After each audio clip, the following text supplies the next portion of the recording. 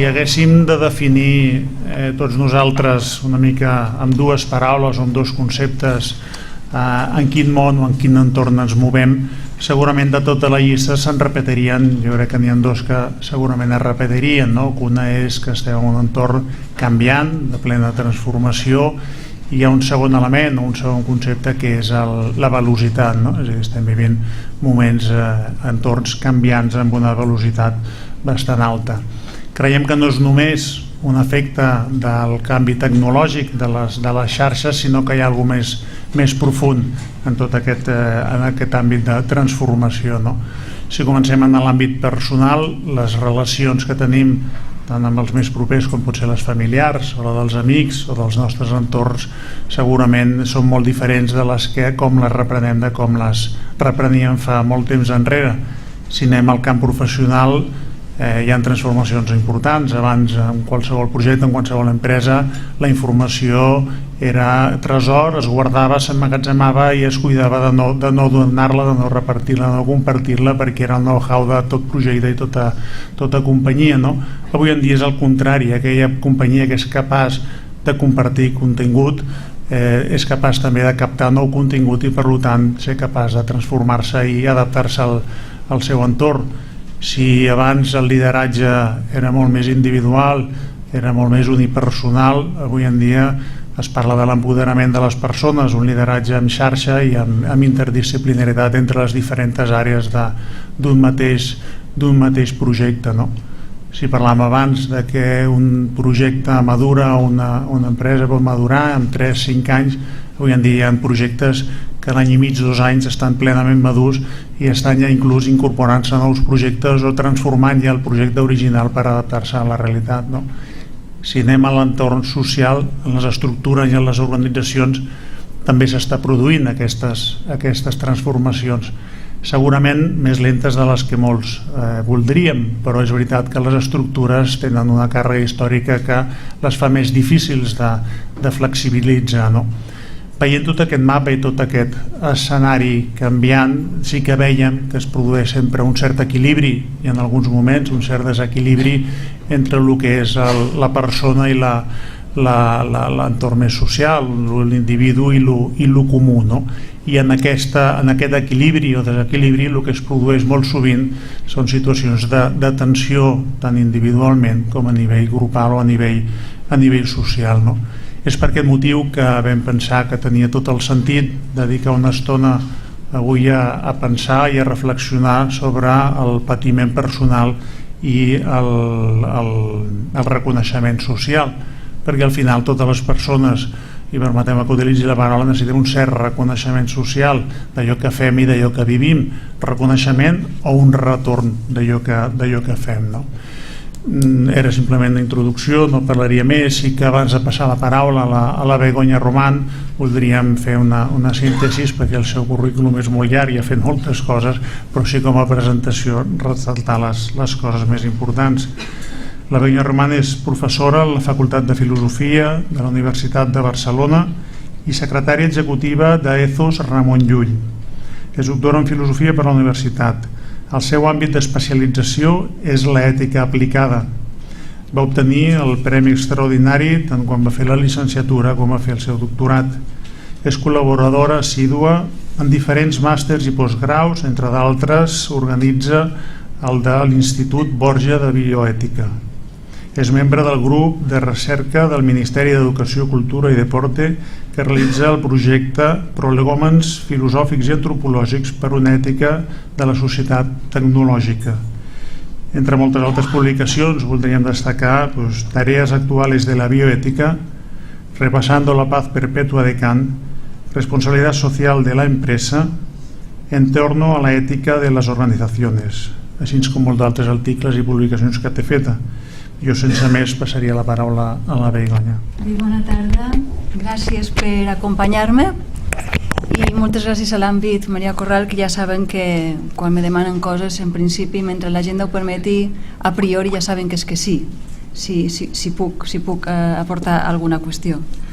Bé, a mi darrerament, per qüestions de, entre altres, haver de presidir el Comitè d'Ètica de Serveis Socials de Catalunya, m'ha preocupat bastant la qüestió aquesta de l'acollida de la persona que pateix, i quan aquesta acollida no s'ha de fer només a títol més o menys personal o més o menys d'una solidaritat voluntària o fins i tot d'una caritat cristiana, tot des d'una, diguem-ne, opció personal, des d'una decisió personal, sinó que m'interessava les qüestions de la política, no? Les polítiques del tenir cura, les polítiques de com s'organitza el tenir cura de persones quan aquestes per X motius estan patint. I això em va fer anar a una sèrie de lectures sobre l'ètica de l'hospitalitat, l'ètica del tenir cura, i vaig trobar-me amb una categoria que jo havia trobat quan estudiava més filosofia moderna, que és un període de la història de la filosofia que a mi m'agrada especialment. Vaig trobar que Hegel ja li donava molta importància a la categoria de reconeixement. I després, i per tant el concepte, ja ho anirem explicant al llarg de la tarda, d'intersubjectivitat. I va ser Habermas i Hannah Arendt, ja estem en l'ètica, en la filosofia més contemporània, qui se n'adonen de la importància de recuperar conceptes de lligam amb els altres i no tant d'individualisme possessiu. I en aquesta recerca de lligams amb els altres, el concepte de reconeixement en Hegel era molt potent. Però és un deixeble de Habermas, Axel Honneth, qui, allà pels anys 90, finals dels 90, escriu aquest llibret de la lluita pel reconeixement. I és de la mà d'ell que m'he de inspirar, perquè no seré fidel a la lectura del text, però m'ha inspirat a les reflexions que avui voldria compartir amb vosaltres. La tesi que vull defensar és la següent. El patiment personal, més que el dolor, per tant, no entraré aquí amb les dicotomies físico-psíquic o amb el dualisme platònic o cartesià de ment i cos, però jo vull centrar-me en un concepte de patiment, diguem així, de que em fa mal l'ànima. El patiment és un patir més espiritual, més psíquic, i per tant el separaria del dolor. Per tant, no parlo de l'analgèsic físic, de l'antibiòtic, parlo d'un patiment que és això. El por doler me duele hasta el aliento, que deia el Miguel Hernández, i per tant parlo d'un patiment més, si voleu, psíquic, espiritual, i que té causes socials. Aquest és el concepte de patiment del que jo voldria parlar, després reprendré aquestes idees, però la tesi és que el patiment personal, més que el dolor, no és una qüestió tan personal. No és una qüestió tan íntima i privada, sinó que, com deia, té causes socials. I que la lluita pel reconeixement, o en plural, les lluites pel reconeixement, en últim terme, són un símptoma proporcional al patiment que té una societat. I són mecanismes de defensa. La lluita pel reconeixement és el millor antídot per un dolor per un patiment que té causes socials. Aquesta és la tesi. Per tant, hi ha un malestar en la cultura, fent referència al títol de Freud, hi ha un malestar, és a dir, fa mal. No és un patiment que tenen unes quantes persones, sinó que és bastant general, i entre altres coses és perquè crec que no hem tingut prou en compte les polítiques del tenir cura quan hem posat en marxa polítiques de benestar. Crec que les polítiques de benestar han estat les que podien ser-hi per una època, però ara no són només recerca de benestar material, sinó que hi havia un ingredient essencial que havien descuidat, que era el concepte de reconeixement. Doncs bé, dividiré la xerrada en 3 parts. Aquesta és la tesi. La xerrada està dividida en 3 parts. En la primera necessito, com que vivim en una etapa interdisciplinar i de caducitat dels termes, vull que es posem d'acord en quin concepte de patiment, quin concepte de reconeixement, i la història d'aquests conceptes, perquè jo parlo des d'una dona del segle XXI que ha estudiat filosofia i per tant tinc unes reminiscències quan faig servir les paraules i voldria compartir-les amb vosaltres perquè comencem per entendre'ns. I a més, perquè definir és acotar, és delimitar i és dir, bueno, jo parlaré d'això. En absolut la meva tesi pretén ser exclusiva. És a dir, no pretenc que tot el patiment sigui causat socialment i tot el patiment se resolgui amb donant reconeixement. No estic dient això, però dic que és una important veta a explorar i crec que seria un bon complement a les polítiques de benestar que fins ara hem dut a terme i que han demostrat la seva eficiència, unes vegades, i la seva ineficiència també moltes altres. En la segona part faré molta referència al llibre d'Axel Honneth de la lluita per al reconeixement i allà em cenyiré a la magnífica exposició que ell fa de les 3 grans esferes de reconeixement essencials per a que hi hagi un minvar del dolor o del patiment personal. Aquestes 3 esferes són l'esfera de l'amor, l'esfera de la justícia i l'esfera de la solidaritat. I que ell desenvolupa dient, en últim terme, d'aquestes 3 esferes que són socials, depenen 3 recursos personals molt fonamentals per a que hi hagi una identitat forta, una identitat autònoma. Com són aquests 3 recursos? Són l'autoconfiança, l'autoestima i l'autorespecte. És a dir, que la idea és que l'autorespecte no és una qüestió de decisió personal. Jo he decidit autorespectar-me. M'agrada que la paraula apunta això, no? Jo, autorespecte, jo m'autorespecto. No, és que l'autorespecte obeeix de fonts socials. I així passa també l'autoestima i l'autoconfiança. La tesi de Honneth és que les 3 esferes són necessàries. Quan una d'elles falla l'essencial que és la forja de la identitat, el benestar personal i, per tant, el tipus de societat que aquesta persona és capaç de crear o d'excloure's. I, per últim, en la tercera part, parlaré de les apories, o les certes contradiccions en les mentalitats entre les que ens trobem les persones del segle XXI. Per una banda, som hereus d'una tradició de recerca de l'autonomia, d'empoderament, es parla molt d'això, de l'empowerment, de l'apoderament, de l'autonomia, el respecte a l'autonomia, però alhora desatén molt que no hi ha autonomia sense dependència. No sense independència, sense dependència. Aquesta és l'aporia. No hi ha autonomia sense dependència. No hi ha només benestar social i personal donant recursos materials. Cal també donar aquesta idea del reconeixement i veurem unes apories que tenen que veure amb tòpics de l'ètica que han traït l'essència que volien transmetre quan diem, per exemple, posar-se en lloc de l'altre. I se produeix, segurament sense voler-ho, per manca de reconeixement, no un posar-se en el lloc de l'altre, sinó una substitució i una suplantació i una manca de reconeixement a la especificitat, a la diferència d'aquella persona. Bueno, anem a començar, anem amb la primera part.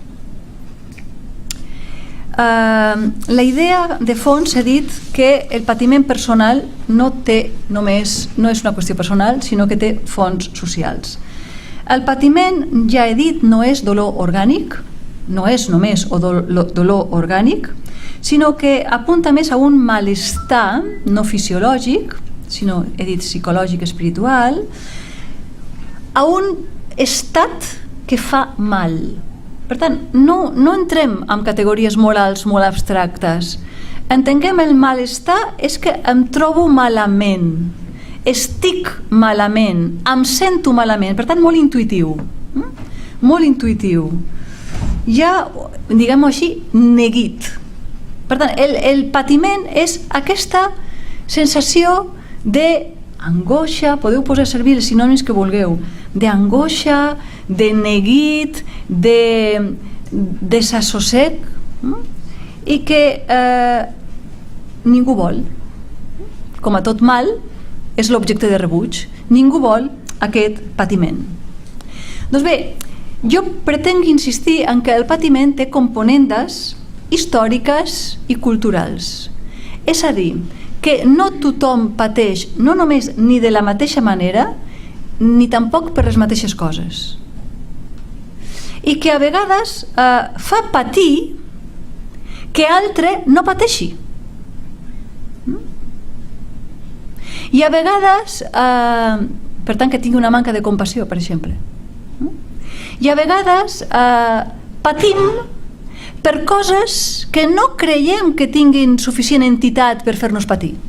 Per exemple, jo crec que és interessant, i diria que ja entrarem en judicis morals, és que em fa patir. Doncs hi ha motius, diguem-ne, raonables per a aquest patiment teu? Potser no és dolent, aquest patiment, sinó que a lo millor hi ha una manca de resistència a que potser, ja ens ho apuntaven, no? Que viure ineludiblement és patir. Que el patir és quelcom que ningú vol, però a lo millor no sempre que no ho vulgui vol dir que sigui dolent. Us vull recomanar també el llibre del col·lega i amic Josep Maria Esquirol, que en el seu darrer llibre compartim moltes idees, entre altres coses perquè compartim grup de recerca i per tant us ho expliquem moltes coses. El Josep Maria ho ha formulat molt bé amb el concepte de resistència íntima, i en el seu llibre d'una filosofia de la proximitat. A vegades ens hem empenyat en extirpar el patiment de la nostra vida perquè amb aquesta primera definició de patiment com quelcom que fa mal i per tant ningú vol i és dolent, ens quedem sense recursos per a saber-los gestionar, i el que fa patir més no és el patiment en si, entre cometes, inevitable, sinó la manca de recursos per a conviure, per a resistir-lo vivint amb ell. Aquesta és la tesi que Josep Maria defensa en aquest llibre de la resistència íntima, una filosofia de la proximitat, que diu, el que moltes vegades cal assumir és que pretendre esquivar el patiment fa patir molt, perquè estàs totalment tota l'estona intentant que no vingui, i és ineludible que vindrà, perquè com deia, a vegades fa patir que pateixis tant, perquè quan analitzes una mica raonablement quina és la teva font de patiment, dius, home, és raonable que pateixis, però el que no és raonable és que pateixis tant perquè estàs patint 2 vegades. El que vindrà, però encara no ha vingut, ja l'estàs patint anunciant-lo, vindrà. I quan ve, l'has de patir perquè ja ha vingut. Això és el que Heidegger deia, dedica't a ocupar-te i no a preocupar-te. Però a mi no em sembla malament el preocupar-se pel patiment, perquè no m'estic preocupant pel patiment. M'estic preocupant si estic preparat per això, i reconciliar-me, sortiran moltes R's en aquesta conferència. Reconeixement, respecte, responsabilitat, reconciliació. A vegades el projectar un patiment abans de que vingui no és necessàriament tampoc dolent patir 2 vegades. Veieu les apories? Contínuament van sortint les apories. Sinó que és preparar-me, o diguem-ne fer-me un test per si estic preparat, i anar a buscar la reconciliació amb la condició mortal, fràgil, vulnerable, que és la humana, la condició humana.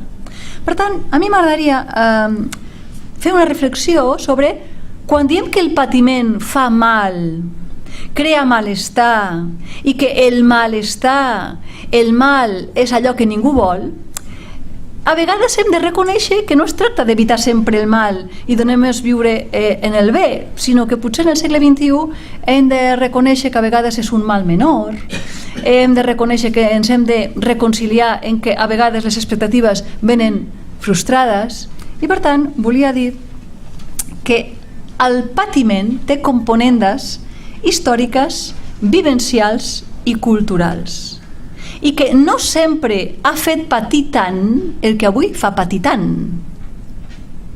i que, entre altres coses, perquè no es podia fer res i un estava reconciliat en la impotència, i que a lo millor ens fa patir molt quelcom ara perquè no tenim capacitat de resistir-ho, perquè no tenim capacitat d'explicar-ho i sobretot perquè ens hem empenyat en viure en una societat indolora i hem estigmatitzat el patiment. Quan dic que el patiment té components històriques, vivencials, culturals, estic dient que és un concepte dinàmic.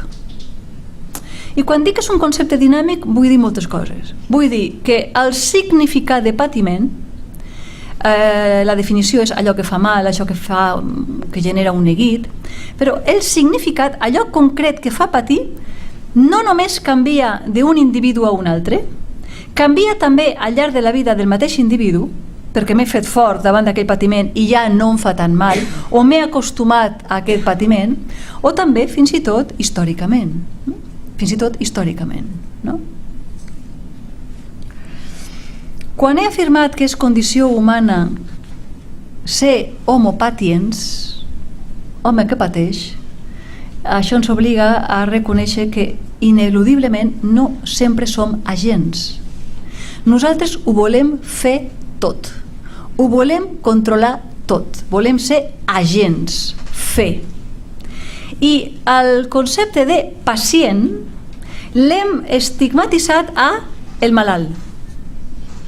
L'hem arraconat a la persona que pateix una malaltia.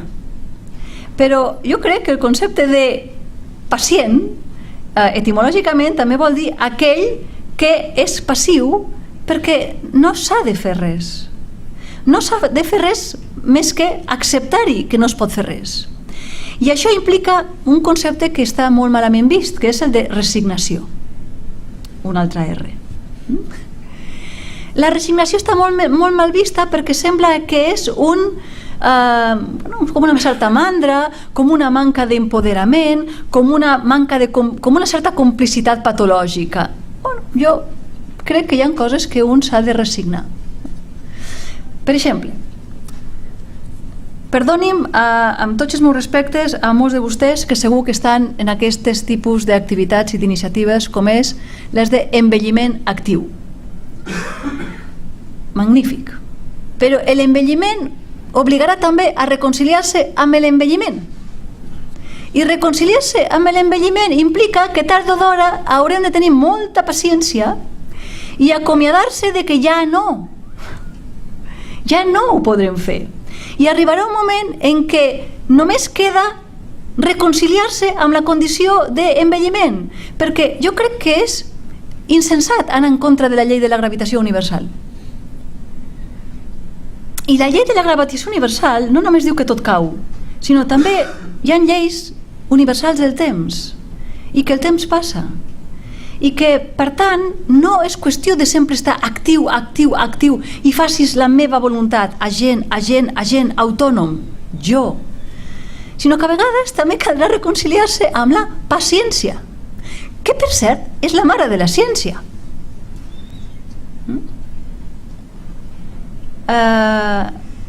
I saber envellir és reconciliar-se amb la passivitat, que també a més és la condició de possibilitat de la contemplació, que és un altre tipus d'activitat no tan activa, que és més deixar-se interpel·lar, deixar-ho anar, i això també pot portar altres diguem-ne coses bones i no el neguit de ja no. Bueno, quan més tard vingui millor, evidentment, quan més tard pugui ser jo, pugui deixar de ser jo, però la condició humana necessàriament és agent pacient.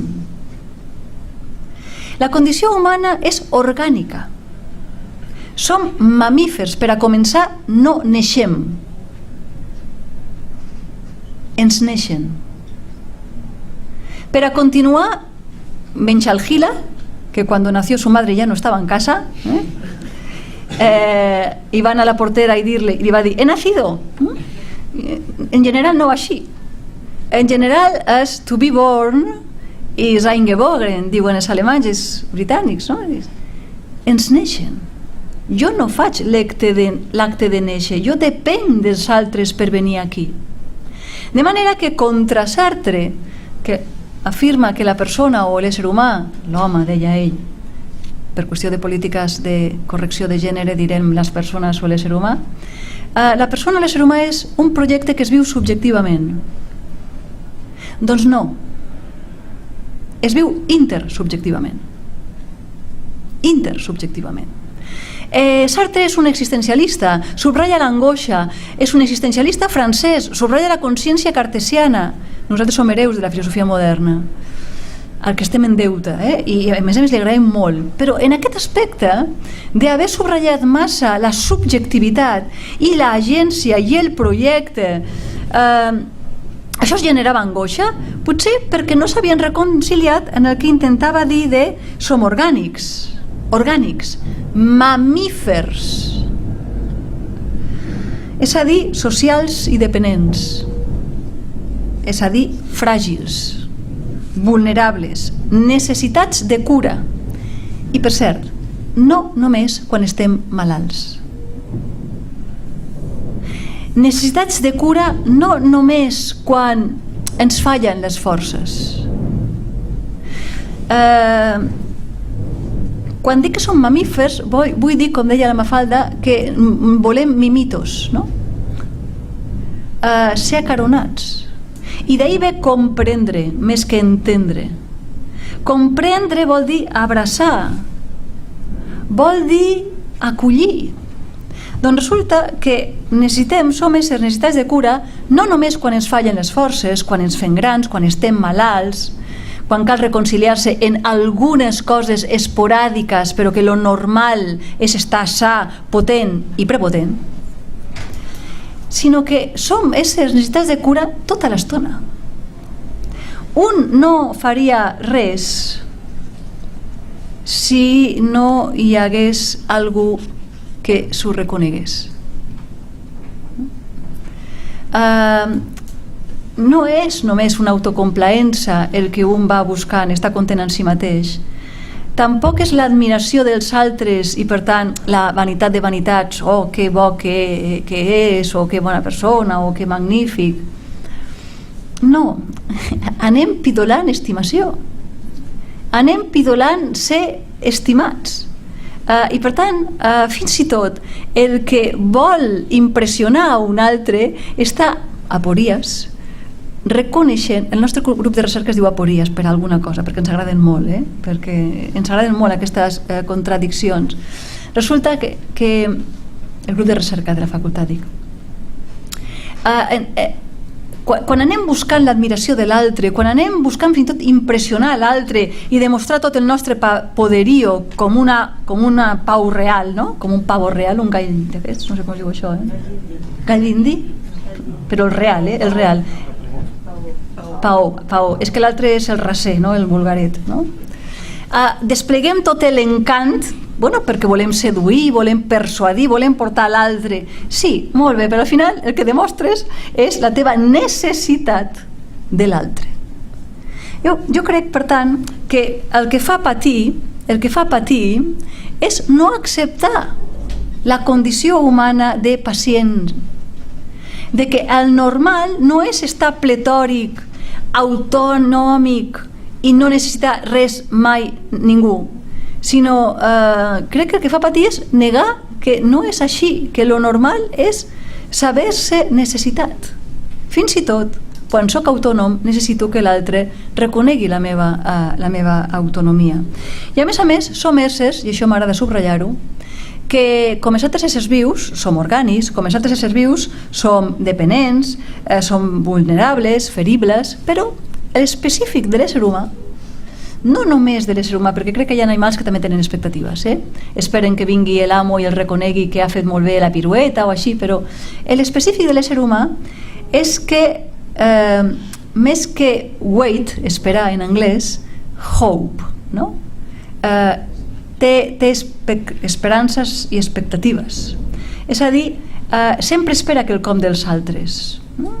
no són expectatives només fisiològiques, no són expectatives només de fer-se estimar, sinó que són expectatives històriques que van canviant. I per tant, el que ens fa molt, molt de mal intern són el que l'Àngel González va dir expectatives sistemàticament pisoteades. I m'agrada molt aquest vers, no? Quan ell fa la seva autobiografia diu que va viure en un Oviedo en una època de guerra civil en el que les seves expectatives eren sistemàticament pisoteades. Llavors, a mi m'agrada molt aquesta idea i avui la recolliré perquè una gran font de patiment són quan tu estàs esperant, i esperar és sempre reconèixer la paciència, reconèixer sempre que tu projectes, l'home és un projecte que es viu subjectivament, però alhora estàs esperant rebre que se satisfaci allò que tu esperaves, i quan són sistemàticament pisoteades vol dir per sistema. I el sistema ja no és només un sistema biològic, sinó que és un sistema social que nosaltres fem i que nos desconstruïm, no? Per tant, quan diem sistemàticament pisoteades vol dir que hi ha una violència estructural. Hi ha persones que tenen expectatives sistemàticament pisoteades i que el gran patiment que tenen és que ni poden esperar millorar les seves condicions. És a dir, és una manca d'esperança. I jo crec que la manca d'esperança en aquest moment no només la tenen les persones, entre cometes, que solen anar-hi a serveis socials a demanar ajuda. La manca d'esperança és una gran característica d'una societat del segle XXI que té por i que no veiem l'horitzó i estem amb un curtterminisme perquè no veiem la sortida. I aquesta crec que és una manca de reconeixement de que estem desorientats, estem perduts, però que precisament com som éssers d'esperança no podem fer esperances infundades. Com som éssers racionals necessitem posar una bastida conceptual per veure quines esperances són raonables per a deconstruir un sistema que sistemàticament les pisoteava, no? Bé, dit això, el patiment és personal, però no és només personal, té components clarament socials que són històriques, que són culturals i que són vivencials. Mai feia patir tant morir-se de vell. Era una alegria, morir-se de vell era una alegria. Ara nosaltres el que volem és no morir-nos. El que volem és no arribar-hi a ser vell. L'altre dia estava amb uns amics que són metges a Xile i s'explicava que el meu pare està molt delicat de salut i vaig dir, clar, és que clar, té 89 anys i clar, farà 90, i un bon amic pediatre em va dir, ustedes tienen mucha confianza en el sistema decimal. Em va fer gràcia, perquè és veritat, com si el sistema decimal, això d'anar fent números, fos com una conquesta, no? Quan deia, bueno, abans, arribar-hi als 89 anys ja era per estar content, i ara arribeu als 89 i en voleu més. És aquest no saber reconciliar-se amb la condició finita.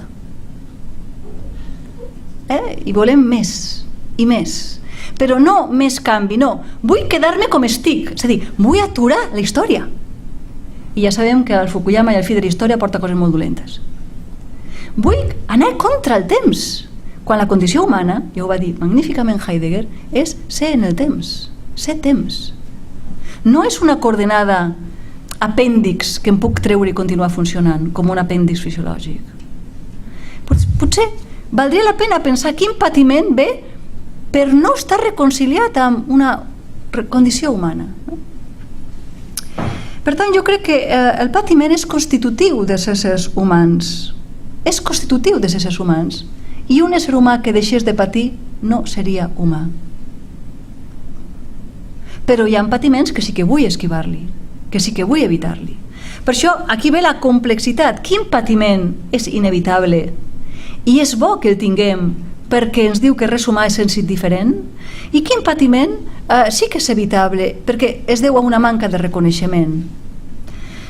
Bé, em sembla, ja anava avançant citant a Esquirol i a Estoics, que el recurs per a reconciliar-se amb certs patiments no és negar-lo, sinó precisament donar recursos per a reconciliar-se i per tant per a saber-lo suportar.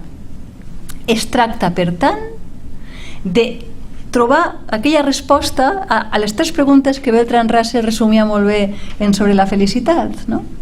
Deia, caldrà, canvio una mica les preguntes, ell deia, la pregunta per la felicitat se concreta en tres grans subpreguntes. Què depèn de mi? I aquí soc autònom, soc agent, em poso. Què no depèn de mi? I aquí soc pacient, resilient, em resigno. La tercera és la més interessant. Com saber què depèn de mi i per tant me demana autonomia, agència, i què no depèn de mi i per tant me demana paciència i resistència. I aquesta pregunta, què depèn de mi i què no depèn de mi, és aquella pregunta a la que jo voldria que sapiguessin distingir un patiment que és evitable i per tant cal posar agència i un patiment que no és evitable i cal posar-hi paciència, i a tots dos cal tenir polítiques de reconeixement. Reconèixer que l'ésser humà pot lluitar contra aquest patiment per armar-se i organitzar-se per a combatre, i que altres polítiques seran per armar-se per resistir i reconciliar-se, però no per a vèncer.